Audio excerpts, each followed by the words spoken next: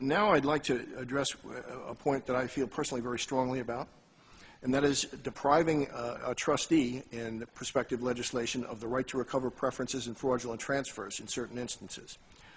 Ms. Chapman testified about this issue. Mr. Chairman and members of the subcommittee, I cannot urge you strongly enough to reject this amendment.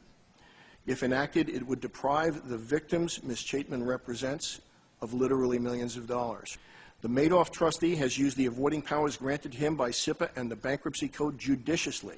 He has not sued small investors. He's instituted preference and fraudulent transfer proceedings against large investors who receive disproportionate returns. But the weapons in the trustee's arsenal include the fact that all he must prove is disparate return without any issue of legitimate expectation arising. Ms. Chapman's written statement at page 17 says that the trustee in Madoff has already sued several elderly, virtually destitute investors. Ms. Chapman is a vigorous advocate, but she's factually incorrect. The only situation in the Madoff case where small investors have been sued were 3 instances where the claimants ignored the claims filing procedure that has been in place for 39 years and initiated a lawsuit against the trustee. In short, the trustee was required to institute mandatory counterclaims, and those are the only small investors who've been sued. My name is Adele Fox. I am a Bernard Madoff victim. Because I want to express everything I feel, I prefer to read the statement I have prepared. I am a widow, 86 years old, worked all of my life. On my last position, I was a school secretary for 20 years at Aviation High School in Long Island City until I retired at 63. My husband was a teacher in the New York City school system. We lived frugally so that we could save for our retirement. Most unexpectedly, he died in 1986 because for many years he was exposed to asbestos in the walls of his classroom. After his death, I moved to Florida.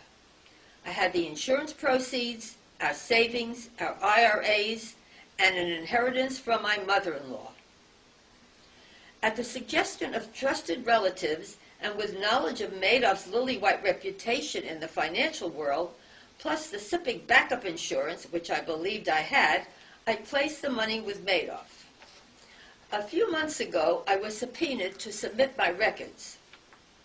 Unfortunately, I only had records going back to 1999 and therefore could not prove how much I put in. And Mr. Picard knows this. I have doubts as to how he determined what my initial investments were and the accuracy of his records. This past November, Irving Picard sent 2 letters demanding that I pay back $691,372. These are the letters.